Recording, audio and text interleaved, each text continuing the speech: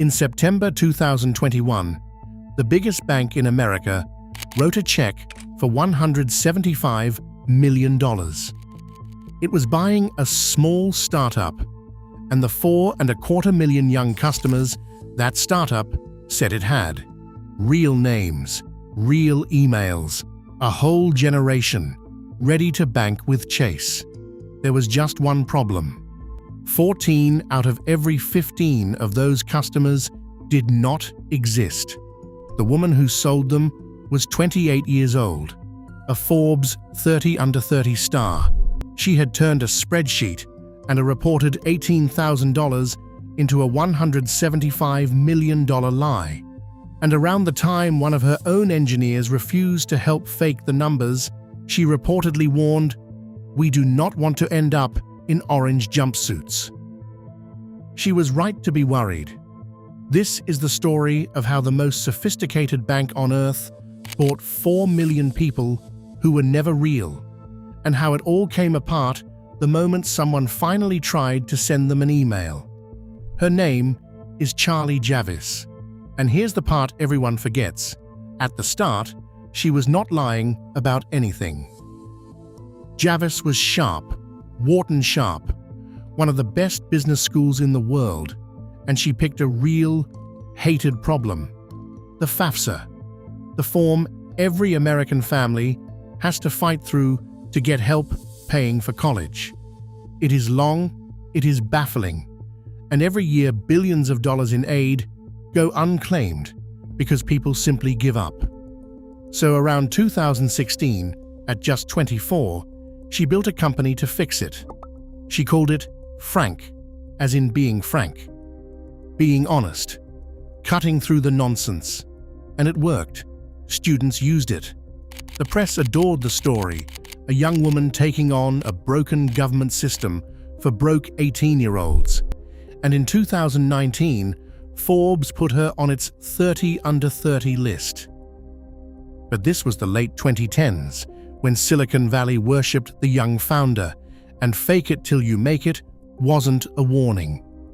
It was a business plan. In that world, a startup needed one thing above all else: a big number, users, growth, scale. The bigger your number, the bigger your legend. Here's the part worth holding on to. Javis's idea was good. The product was real. It was one number that would destroy her. It was the one everybody wanted, and the one she alone knew was fiction. By 2021, the biggest banks in America had a problem money couldn't fix.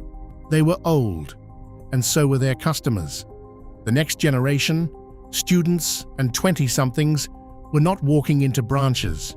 They were on their phones with app-first fintech companies the banks could not touch. For a giant like JPMorgan, an entire generation was slipping away, and buying them back one ad at a time would cost a fortune. So imagine you run strategy at Chase, and someone shows you Frank, a company sitting on the perfect list. Millions of students, exactly the age you are desperate to reach, who have already handed over their names, their emails, their phone numbers. How many, exactly? Javis had an answer: 4.25 million. To a bank hunting young customers, that number was not just attractive, it was the whole prize.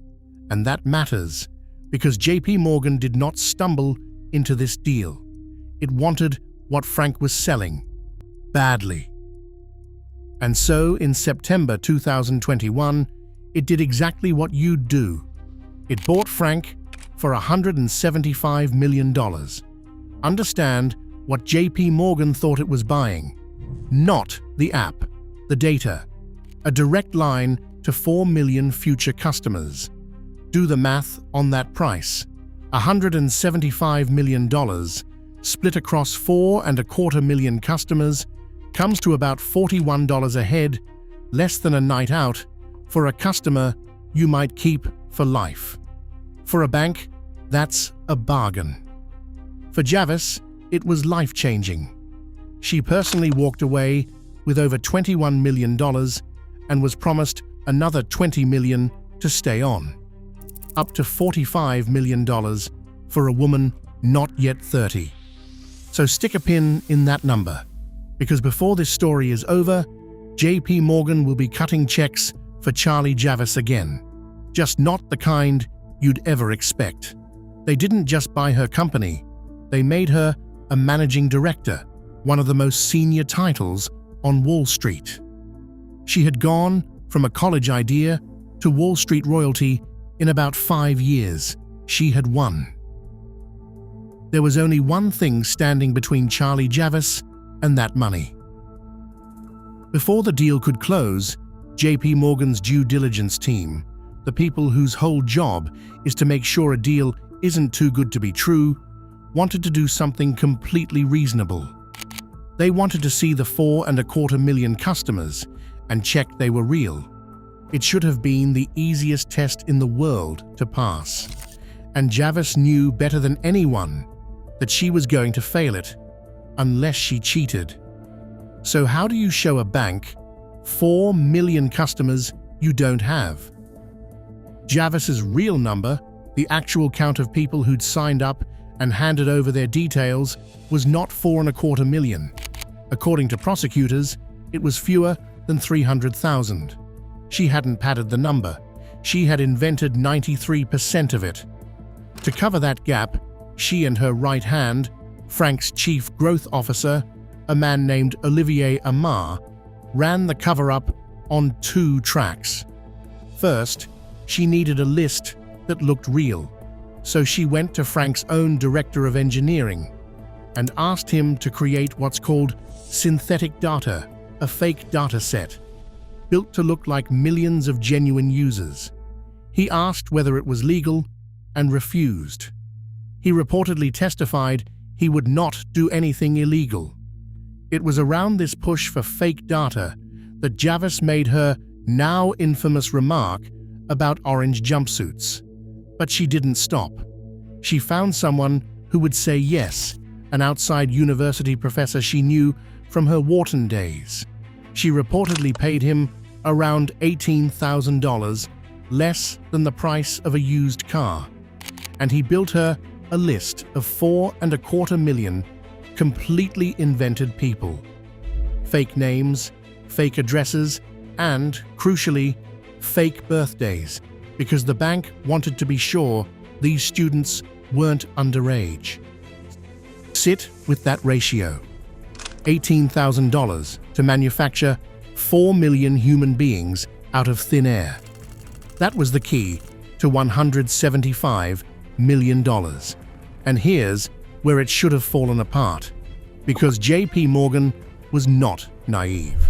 It didn't just take Javis's word for the list, it insisted on the one thing every careful buyer relies on: an independent, neutral, third-party company to verify the data, a referee. So Javis simply handed her fabricated list to that referee. It counted the rows, saw over 4.25 million, and reported back to JPMorgan, confirmed. The one safeguard designed to catch exactly this kind of lie had just stamped it as true. The bank got its independent verification. It just happened to be verifying a fantasy, and on the second track, Amar covered the flank.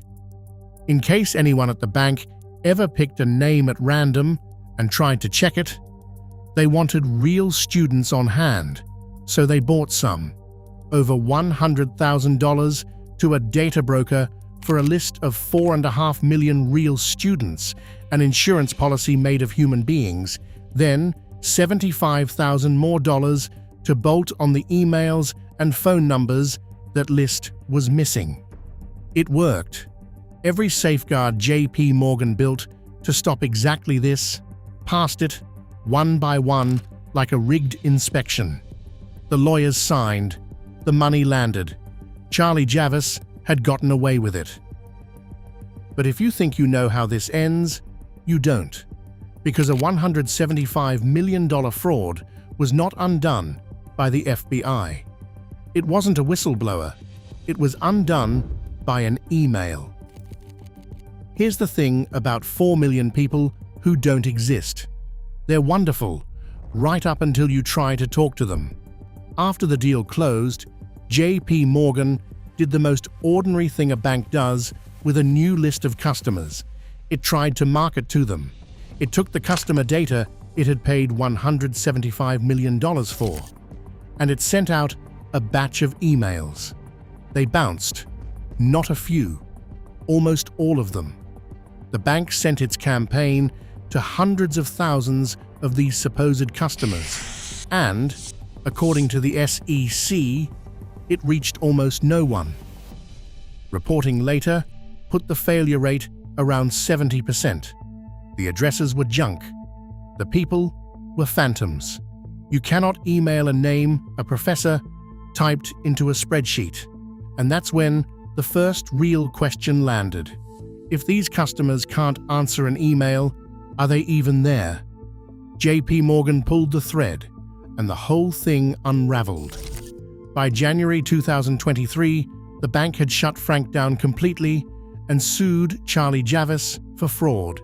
Its CEO, Jamie Dimon, one of the most powerful men in global finance, was reduced to calling the entire acquisition a huge mistake, on the kind of call where a CEO is supposed to sound like nothing in the world can rattle him. And that's the humiliating part. JPMorgan employs hundreds of thousands of people. It runs risk and due diligence teams most banks would kill for. And it got beaten by a 28-year-old and a spreadsheet of imaginary friends. But a lawsuit was the least of Charlie Javice's problems, because when you defraud a national bank, it isn't just the bank that comes for you, it's the federal government. In 2023, both the Securities and Exchange Commission and federal prosecutors in New York charged Javice and Amar with fraud. The trial opened in early 2025, and one by one, the people she had pulled into the scheme took the stand against her. The engineer who'd refused, and the professor she'd paid to build the fake list, who told the jury plainly the names are made up, and added that the bank would have caught it if they'd only done basic diligence. On March 28, 2025, the jury came back. Guilty, both of them, on every single count: conspiracy, wire fraud, bank fraud, securities fraud, all four. 6 months later, Javice was sentenced. 85 months in federal prison, just over 7 years, plus a court order to repay over $287 million in restitution, far more than she ever pocketed from the deal. Her partner, Amar, was reportedly sentenced to 5 years and 8 months of his own. The Forbes 30 Under 30 star was going to prison, but the judge wasn't finished, and Javice wasn't the only one he was about to blame. At sentencing, she wept. "Not a day passes," she told the court, "that I do not feel profound remorse." She said she was haunted, that she had turned something meaningful into something infamous, and the judge, a man named Alvin Hellerstein, said something that cuts to the heart of this whole story. "Markets require honesty," he told her. "It's biblical." He reminded her of an old commandment, the one about just weights and measures, meaning when you weigh something out for someone, when you tell them what they're getting, the scale has to be honest. Yours, he said, was not a just weight and measure. But here's the twist most people miss. That same judge didn't let JPMorgan off the hook either. The most sophisticated bank in the country, he said, had a lot to blame themselves for. And he was right. Because Charlie Javice didn't hack JPMorgan. She didn't need to. She simply told the biggest bank in America a bedtime story it was desperate to believe, that millions of young customers were sitting there, ready for about $40 a head. JPMorgan wanted them so badly that when the referee said the numbers add up, nobody in that entire company looked hard enough to notice the customers couldn't answer an email. That's the real lesson of Frank. Fraud this big is almost never one villain in the dark. It's one person willing to lie, and a room full of clever people who want to believe the lie enough to stop asking questions. And the strangest part? It still isn't over. Javis is appealing her conviction, and for now, she remains free, out on bail, defended by one of the most feared appellate lawyers in the country, the same attorney who's represented Sam Bankman-Fried and Sean Diddy Combs. And here's the detail that tells you everything. Remember that pin you stuck in her payday? A court has ordered JPMorgan, the victim, to keep paying Charlie Javis's legal bills while she fights them. A tab now in the tens of millions, itemized at one point down to $530 for gummy bears. The bank she defrauded is buying the candy for her defense. So here's the question I'll leave you with. Charlie Javis is going to prison, and she should. But was JPMorgan really just a victim here? Or did its own hunger to win make it the perfect mark? Tell me in the comments. I read them. Because the next empire I want to show you didn't fall for someone else's lie. It built a fortune on its own, until the world finally looked closely. I'm Daniel, and on this channel, the next one leads.